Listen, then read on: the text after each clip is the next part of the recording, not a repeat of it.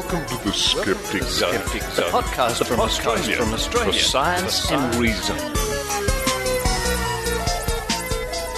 Oh, damn those gravitational waves. Hang on.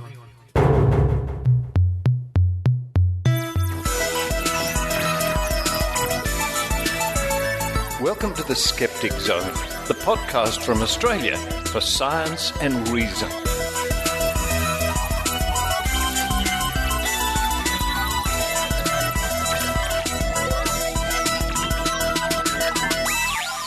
Hello and welcome to the Skeptic Zone, episode number 382 for the 14th of February. Happy Valentine's Day 2016. Richard Saunders here with you from Jamberoo. Yes, Jamberoo is on the southern side of Sydney, near the city of Wollongong. It's where my mother lives, and I'm visiting Mum at the moment. And thanks to the wonders of the internet and YouTube, we're enjoying watching lots of wonderful shows that Mum enjoys. That is, if those pesky gravitational waves don't get in our way. Now, that was an interesting story that just happened this week. Two black holes colliding, merging 1.3 billion years ago in the far reaches of space. And only this week the ripples in space-time were detected on Earth using mirrors. Mirrors! It's extraordinary. Suspended mirrors and multiple mirrors around the planet to make sure. Once again, a wonder brought to us by science, not magic, not pseudoscience, not mysticism, not the paranormal, not the supernatural, just plain good old-fashioned science. But what's coming up on this week's episode of the Skeptic Zone? Jo Alabaster, evidence please. Jo, a keen gardener herself, looks at biodynamic gardening. Gardening with a touch of woo. Woo. You can grow your vegetables by the light of the full moon or not. Find out more. Evidence please with Jo Alabaster. Following that, it's a week in science from the Royal Institution of Australia, www.riaus.org.au. It's an older one. It's a repeat. You might have heard it before. Worth listening to again. Then following that, a little investigation, a little report, I should say, about a certain psychic in the UK by the name of Lillyanne, who was caught red-handed sending out the identical reading, letters from heaven, to multiple clients. Oh dear, dear. So we're going to look at that. We're going to hear what that reading was. And we'll be discussing the Barnum effect and other cold reading type statements with the help of a clip from James Randi. Now, before we get stuck into the show, this has come to my attention just in the last few days. Thank you, Jo Alabaster. An evening with Alan Alda. Holy moly. Getting beyond a blind date with science. Alan Alda will be appearing at the Australian National University in Canberra on March the 8th, Tuesday, March the 8th. Now, no kickbacks for me for this. I'm simply announcing this because as a fan of Alan Alda for many years, and only partially because of his acting work, which is great. If you saw him in The West Wing, for example, my goodness me, what a fine performance it was. And not forgetting his performances as Hawkeye Pierce in MASH. No, what really impressed me with Alan Alda is his passion and his ability to communicate science, including many years being the host of the TV series Scientific American Frontiers, which I think you could probably find on YouTube. Anyway, I think I might just find myself in the audience on that evening. If you want to find out more there, I'll put a link on the show notes, or just Google An Evening with Alan Alda, Australian National University. And, of course, I send my best wishes to Dr. Richard Dawkins, who is recovering from a stroke. He had a minor stroke, it would appear, the other day. He's out of hospital, and by all accounts, he is recovering. There's a man who certainly courts controversy in many spheres, as we all know. But, of course, I wish him all the best for a speedy recovery. But now it's time for me to get off this chair, walk around the corner here into the kitchen, open Mum's fridge. Ooh, what do we have here? Some leftover chocolate cake from Mum's birthday. While I munch that, I hope you enjoy the Skeptic Zone.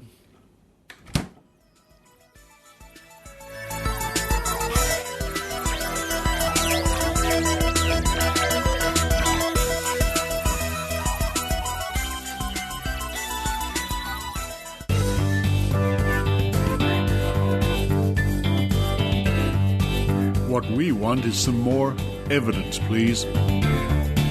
Here's Jo Alabaster. Hello, this is Jo Alabaster. In the early 1920s, farmers in Germany were noticing degraded soil conditions and a deterioration in the health and quality of their crops and livestock, and this came to the attention of Rudolf Steiner. An Austrian philosopher and esotericist, Rudolf Steiner was the pioneer of Waldorf Steiner education, anthroposophical medicine, and biodynamic agriculture, all of which are still practiced today. Biodynamic wines, yogurts, superfoods, and cosmetics are sold at a premium price. Why? What is it that biodynamic certification assures us of that isn't a part of regular organic agricultural practice? Well, biodynamic farming methods are similar to organic farming methods in that they prohibit the use of GMOs, synthetic chemicals, fertilizers or pesticides, but there's an added layer of philosophy and Steiner-prescribed methods and practices on top of the standard no chemicals rule. And I know all matter is composed of chemicals, it drives me batty too. From biodynamics.com, quote, biodynamics is ultimately not just a set of alternative agricultural methods, but a way of seeing and understanding the natural world. Steiner called for and pioneered a new form of science, which he called spiritual science, that could grapple with both the material and non-material or spiritual aspects of reality. Biodynamic farmers work to develop their capacity to sense and observe the more subtle forces at work in nature, and to use their own insights to further enhance the vitality of their farms. The biodynamic methods are thus in a continuous state of evolution and individualization. As part of his work on a new approach to science, Steiner also developed, together with a number of colleagues, a set of unique scientific methods for demonstrating the presence of life forces in nature and for evaluating the quality and vitality of food and soil. These methods, sometimes called the picture-forming methods, are finding growing acceptance in scientific circles in Europe. These and other traditional forms of scientific research have consistently demonstrated the benefits of biodynamic methods. End quote. Well, spiritual science. Spiritual science looks into that which is beyond science as we define it. It deals with the supernatural concepts, which are not empirically derived and are neither reproducible nor testable. Yet, Steiner declared it to be scientific regardless, and this mode of thinking is seen throughout all of the endeavours he established. What are the scientifically proven benefits of biodynamic agriculture? Well, they're indistinguishable from regular organic farming methods. Compared to conventional agricultural methods, organic and biodynamic farms tend to have higher earthworm populations and increased biomass, but lower yields of produce.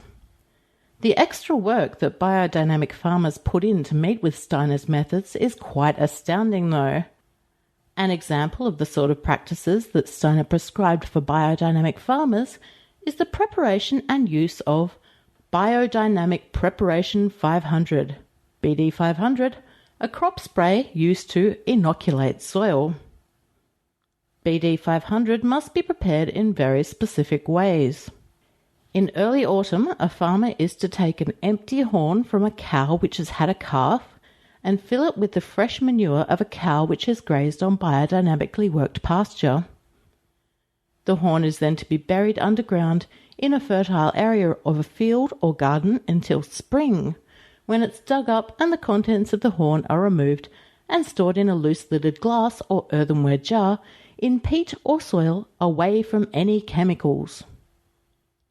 BD 500 is applied at a rate of 35 grams of preparation in 13 litres of water per acre.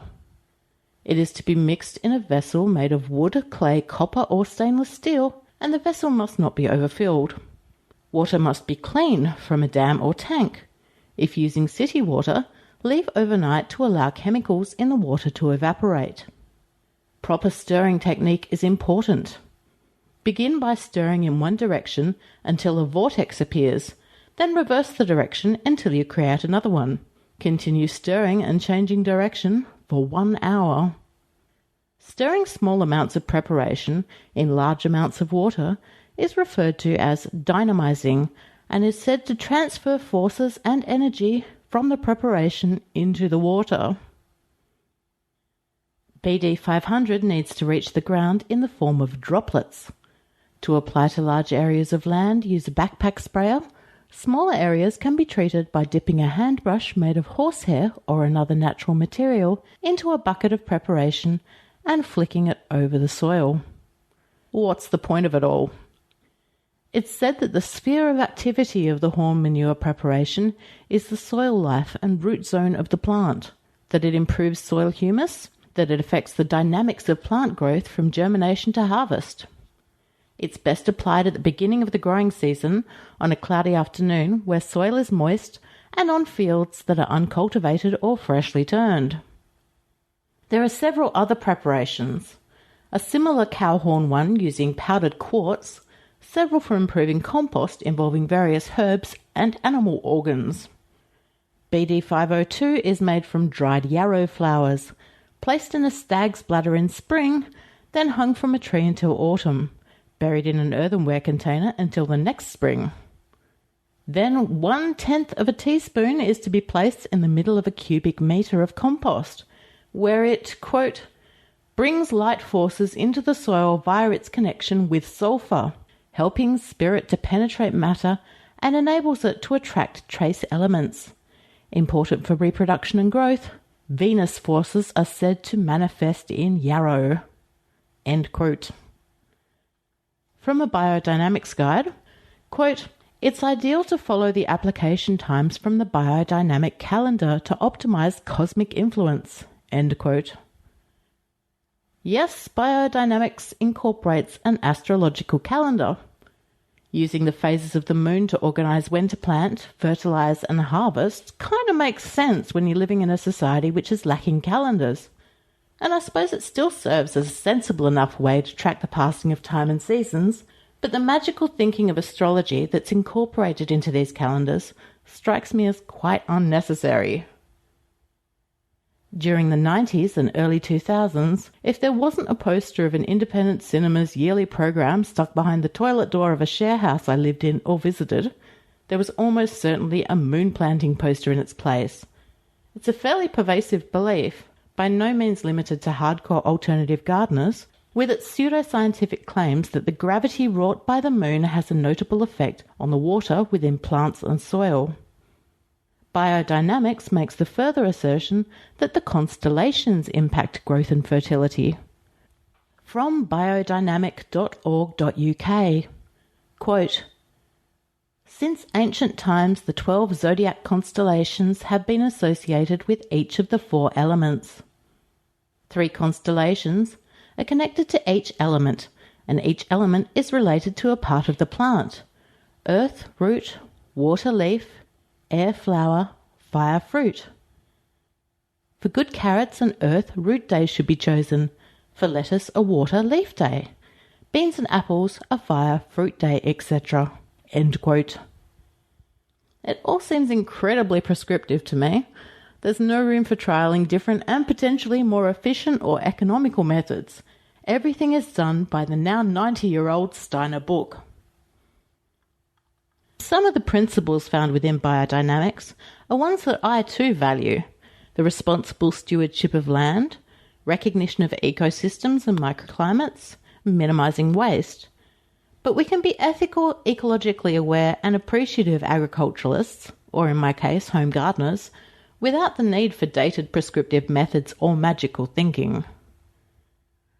As for life forces, why do we need supernatural ones influenced by constellations to be in awe of? As a home gardener, I feel a sense of amazement at what I see unfold around me.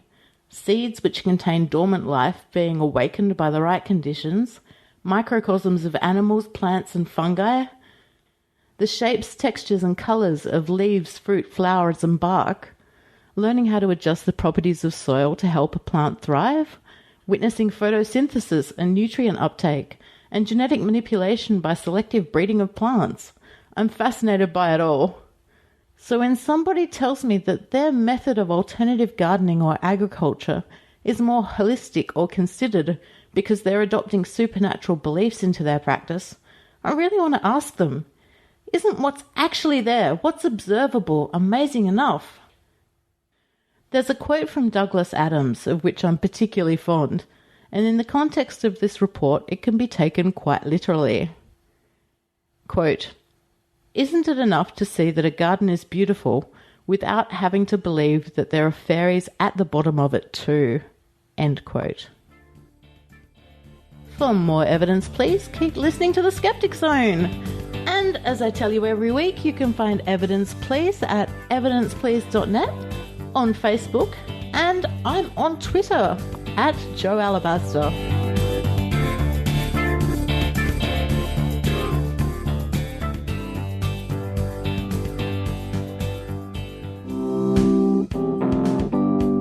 Hi, this is Heidi Robertson from the Northern Rivers Vaccination Supporters. We are a group of concerned citizens dedicated to promoting good science and common sense in our region, the far north coast of New South Wales. This area, famous for its natural beauty and relaxed lifestyle, also has the lowest rates of vaccination in Australia. We are out to change that by challenging the myths and misinformation and by providing good evidence-based information to the community. We'd love for you, no matter where you are in the world, to join our fight. Please visit our webpage at www.nrvs.info. We also have a link there to our Facebook page. Tweet us at NRVaxSupporters, that's VAX, and check us out on Wikipedia by searching for Northern Rivers Vaccination Supporters. Thank you.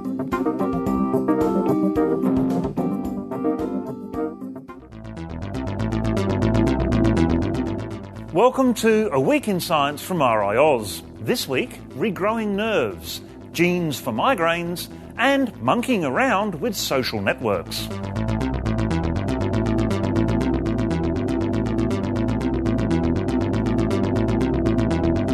We used to think that nerves in the central nervous system couldn't regenerate after an injury, but new research has knocked that on the head. Microscopic analysis of damaged nerves in the central nervous system of mice reveals that they not only regenerate, but they do so at rates comparable to the regrowth of other parts of the nervous system. The researchers are unsure why or how this regeneration happens, but the observation opens up new areas of research into regrowing damaged nerves in humans. There's good news for sports fans this week. Humans have evolved for throwing. A number of anatomical features in the human shoulder have been shown to boost throwing power and accuracy. These shoulder features only appeared after we started walking upright, when the hands and arms were free. These features date back at least 2 million years to our ancestors Homo erectus, suggesting their anatomy developed to throw spears and other objects when hunting. 12 sites on the human genome have been linked to migraines. Ants remember visual clues to help find their way home. Plants accurately measure their stored energy and then calculate how much to use to last them through the night. And a strong correlation has been found between people's maths ability and the likelihood that they will default on their home mortgage. And finally this week, monkeys use social networks to spread ideas. Dominant monkeys were isolated from their troops and shown 2 different ways to open a box containing food, either by lifting a flap or pivoting that flap from side to side. When these monkeys were reintroduced to their troops, researchers followed how quickly the new behaviours spread. They found that groups organised around a strong central leader spread the new ideas more quickly. Get back to work. More details can be found on our website, riaus.org.au. That's been the highlights of another big week in science. For more information on these and other science news stories, go to the RiAus website, riaus.org.au, where you can also sign up for notifications of future episodes. You can join in the conversation on Twitter using the hashtag WeekInSci. I'm Paul Willis, and on behalf of the RiAus team, I'll see you next week.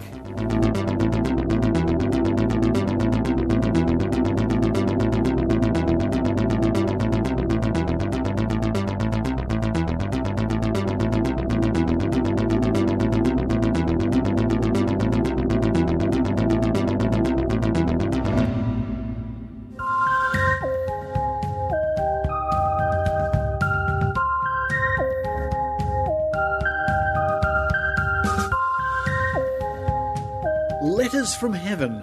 TV psychic Lillyanne sends almost identical readings to dozens of customers. Here's a story out of the UK.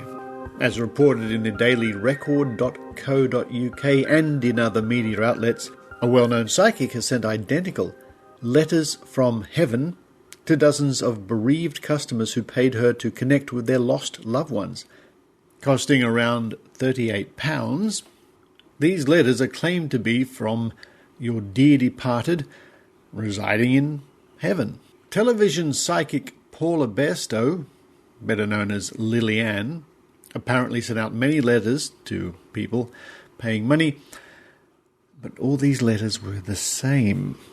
Lillyanne has over 150,000 followers on her Facebook page. On her website it says, "A letter from Lillyanne is a mediumship reading. She will connect with her guides and the people who are coming through to you from spirit to pass on messages from them that only you will know." Here, with the help of skeptic Trish Hänn in Sydney, is a transcript of one of the letters sent out by psychic Lillyanne to a certain bereaved daughter. Have a listen to this, and then we'll discuss some of the aspects of cold reading and Barnum effect, or the Furore effect. Okay, Sue. As your very beautiful mum, bless her, connects with me, the very first thing that she wants you to know is that she loves you with all her heart and that she is with her mum and not to worry, she got home safe. She adores you, love. She says she'll always be with you on the path of life, right at your side to help comfort and guide you. Should you ever need it, she'll be there. She wants you to know too, love, that she is very proud of you, as she tells me that you've had a very hard time of late. But she says, keep smiling that lovely smile, I'm by your side. She mentions the yellow flowers too, and she says how very beautiful they are. And the new decorating in the house looks lovely too. She loves the colours. She says when you dream of her, love, she is visiting you in a sleep state. It's her spirit. And when you see the feathers as well, it's mum that's been leaving them. She hears you talk to her. You was sat on your bed, love, not so long ago. You was crying. You have pine in this bedroom and a light carpet. Mum was sat there with you, putting her arms around you. She mentions a baby to come in the family and looks very forward to that as well. She loves your hair and tells me you're always messing with it. Mentions someone's getting their teeth whitened and a tattoo she sees too. She'll be with you at the church shortly as well, and tells me September is significant as well as December. She's in no pain. I feel cancer or very similar took your beautiful mum. She's fine with the rest of your spirit family. She hands you a red rose, love, as now she goes back to spirit, saying, I will never leave you. I adore you, all of you. Many blessings to you. So there you go. I think you can see how that could apply to possibly thousands of bereaved sons and daughters thinking about their mother. The message that keeps on really being repeated here is, mother's okay and she's sending you love. Now this is almost universal. Certainly with the investigations I've done over many years, this comes through again and again and again when so-called psychics contact the dear departed. The dear departed are always pretty well, they're happy, and they're sending you lots of love, and they're wanting you to know that they're just fine and they're seeing their old friends and family. You really don't get the situation where the dear departed says, "Get me out of here, it's horrible," or "I really hate you and I'm glad I'm not seeing you anymore," or things like that. The point is, of course, that if this Lillyanne is providing a service here, surely this is a matter for the Consumer Affairs, the fair trading in the UK, to investigate. But these statements that Lillyanne was coming up with, she mentions the yellow flowers too, and she says how beautiful they were, and the new decoration in the house looks lovely too. She loves the colours. She says that when you dream of her love, all this sort of stuff. She's visiting you in a sleep state. It's her spirit. She mentioned someone getting their teeth whitened and a tattoo. Oh, by the way, there is spelled T-H-E-R-E. Their teeth whitened. All these are what we call Barnum statements, or Furore statements, Furore effect, Barnum effect. It's all part of cold reading. This is the sort of cold reading you can do without actually being present with a person to interact with their feedback, which most so-called psychics do when they're sitting with somebody. They'll basically ask them questions and feed off the feedback, and on it goes. These statements of Lillyanne reminded me very much of an experiment James Randi did way back in the early 90s as part of the TV show Secrets of the Psychics, which was produced by PBS, the Nova program. Now, if you Google Secrets of the Psychics, James Randi, you'll see the whole video. It's quite good. It's actually really, really worth watching. But here's a clip. Here's a clip from that documentary with James Randi with a group of university students demonstrating to them the power of these Barnum-type statements. He's in a classroom, and he hands out lots of astrology charts to the students. The trickster never works alone. His audience assists him. If he does his job well, they want to be fooled. Shirla, would you pass that back? Wendy? For the astrology test, each student was given a detailed horoscope. Robin, would you pass it over to Robin? They were told it was drawn up by a professional based on information they had supplied about when and where they were born. Actually, these horoscopes were not quite what they appeared to be. I'd like you to share something with me, if you'd be so kind, just with a show of... I asked the students to grade them for accuracy on a scale of 1 to 5, 5 being the most accurate. How many gave it a 1? Let's see a show of hands. 2, 3, 4, and 5. Okay, so we scored pretty highly with this then. Let's do a little experiment. You've got your horoscopes right in front of you. Take them in your hand like this and hand them over your shoulder to the person behind you. Okay, everybody? And the guy at the end down there, you'll have to come up to the front, because these people in the front don't have one now. Okay? Everybody change them around. Everybody's got a horoscope. Open up somebody else's horoscope and read it carefully, please. Oh, my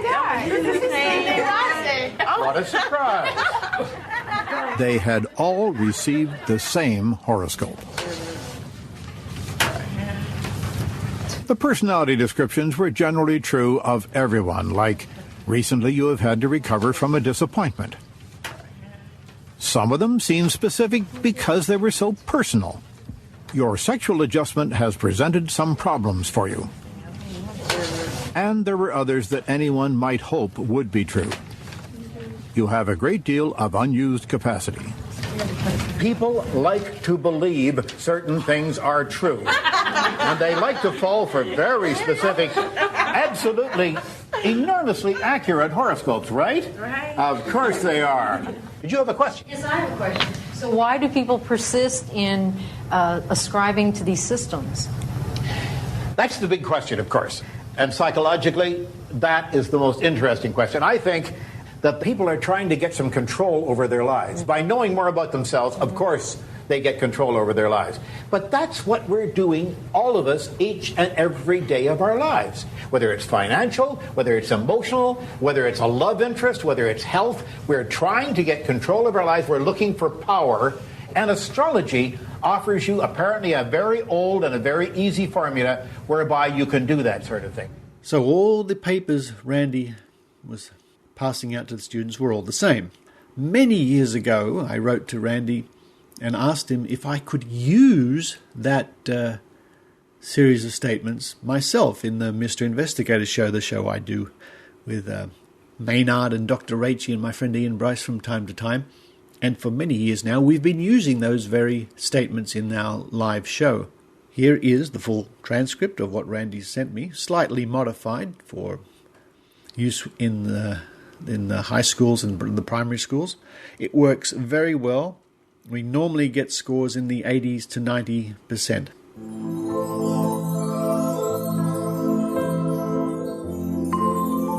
Astrological sign, Aquarius, January 20 to February 18.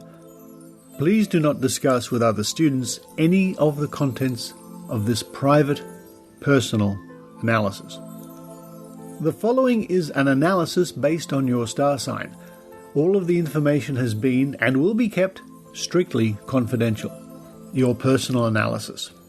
While at times you have serious doubts as to whether you'd made the right decision or done the right thing, you are disciplined and controlled on the outside. You tend to be worrisome and insecure on the inside. Your basic intuitions usually prove right, and you are an excellent judge of character. Your sense of humor is notable. You believe that everyone should look out for themselves. You are willing to help others when they have difficulties. You obtain great satisfaction from doing small kindnesses, even when your action may not be recognized by others. Though you are a person who tends to be forgiving of other people's faults, and you try to trust them, once an acquaintance has proved to be dishonest or unworthy of your confidence, you watch them carefully. Your chart shows a great interest. You may be thinking of a human services career. If not, you certainly should. You would be very successful in such a profession. Your sign of Aquarius also shows a love of animals. Occasionally your aspirations tend to be pretty unrealistic. At times extroverted, affable, sociable, while at other times you are introverted, wary and reserved. You have found it unwise to be too frank in revealing yourself to others. You pride yourself on being an independent thinker and do not accept others' opinions without satisfactory proof. You prefer a certain amount of change and variety and become dissatisfied when hemmed in by restrictions and limitations. Your family at times has presented some problems for you. While you have some personal weaknesses, you are generally able to compensate for them. You have a great deal of unused capacity which you have not turned to your advantage. You have a tendency to be critical of yourself. You have a strong need for other people to like you and for them to admire you. You have had to recover from a disappointment and you have determined to overcome it. You can expect a new person to enter your life, a person who may have come to your attention during the last 12 days. Travel is showing up in your plans, an unexpected trip that is brought about by a new element in your day-to-day routine. Because of this change, do not enter into money matters, no matter how minor, without very serious consideration. This is a critical Moon-Saturn period for you, and your health circumstances can be important.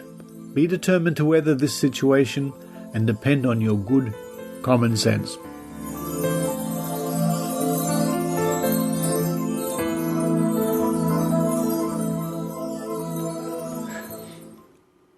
Now, maybe you can see the similarities between that and the statements given out by so-called psychic Lillyanne. These statements are designed to apply to many people. And I'm sure you yourself could relate to a lot of what I just read out there in that astrology chart. Now, of course, it's possible that Lillyanne sent out the same message to lots of people by error. We can't rule that out at the moment. But even if this one was intended for one person, even if the statement she sent was intended for one person, it's absolutely textbook 101 Barnum statements, and a very poor message from heaven.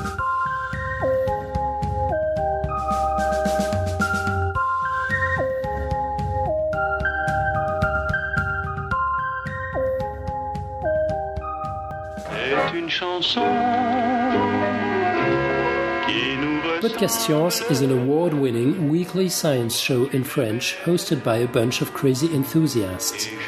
We are convinced that the greatest ideas in science are quite easy to grasp as long as they're presented with passion, using a vocabulary common to all curious minds, whatever their academic background, if any. You don't understand French yet? Well, it's never too late. All our stories have a written transcript on the website, and people from all around the world are using our content to learn Molière's language. Our topics range from 0 to infinity, from evolution to artificial life, from electromagnetism to the science of introverts. We just love mathematics, science, critical thinking. So do you? Want to join? You can subscribe to the podcast for free from our website, podcastscience.fm, that's in one word. You also find us on iTunes and SoundCloud. See you soon, hopefully. Hâte de vous accueillir. À bientôt sur Podcast Science.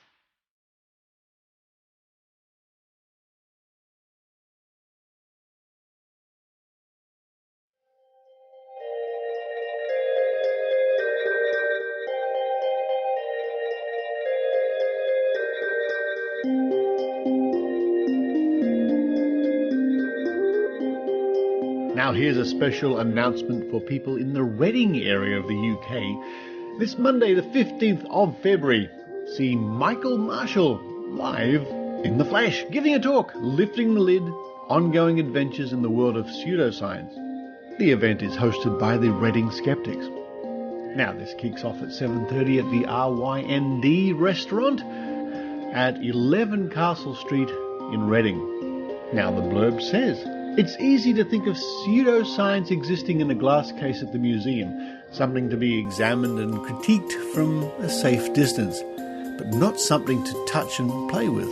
Using examples taken from his own personal experiences and skepticism, Michael Marshall will show you what happens when you begin to crack the surface of the pseudosciences that surround us, revealing the surprising, sometimes shocking and often comic adventures that lie beneath.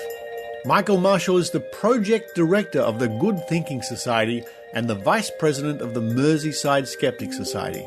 He regularly speaks with proponents of pseudoscience for the Be Reasonable podcast. His work has seen him organising international homeopathy protests and co-founding the popular QED conference. He has written for The Guardian, The Times, The New Statesman, is a regular guest on the Skeptic Zone podcast, and spoke in Sydney, Australia at the Australian Skeptics Convention. What a guy. So there's your clue, there's your hint, there's your motivation. Those people in the Reading area or anywhere in the UK or Europe or North America or China or wherever, get to Reading Monday the 15th, 7:30 to hear Michael Marshall. For more information, visit reading.skepticsinthepub.org.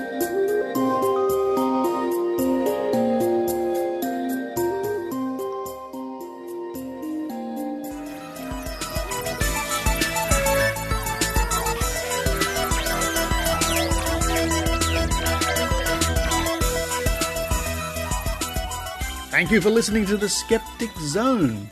Now, don't forget to visit the website of our reporter Maynard, www.maynard.com.au, for his podcast Bunga Bunga he does with Tim Ferguson from the Doug Anthony All-Stars, and lots of other Maynard madness. And we look forward to some more reports from Maynard soon, as we look forward to more reports from our other reporter, Heidi Robertson, right up there on the north coast of New South Wales. And Dr. Rachie, when she has time, she is so busy doing very important scientific work. But for this week, from the lovely little township of Jamberoo, this is Richard Saunders signing off. You've been listening to the Skeptic Zone podcast. Visit our website at www.skepticzone.tv for contacts, an archive of all episodes since 2008, and our online store. Please support the Skeptic Zone by following us on Twitter @SkepticZone, liking us on Facebook, and leaving a review on iTunes. You can also show your support by subscribing via PayPal for as little as 99 cents a week. The Skeptic Zone is an independent production. The views and opinions expressed on the Skeptic Zone are not necessarily those of Australian Skeptics Inc. or any other skeptical organisation.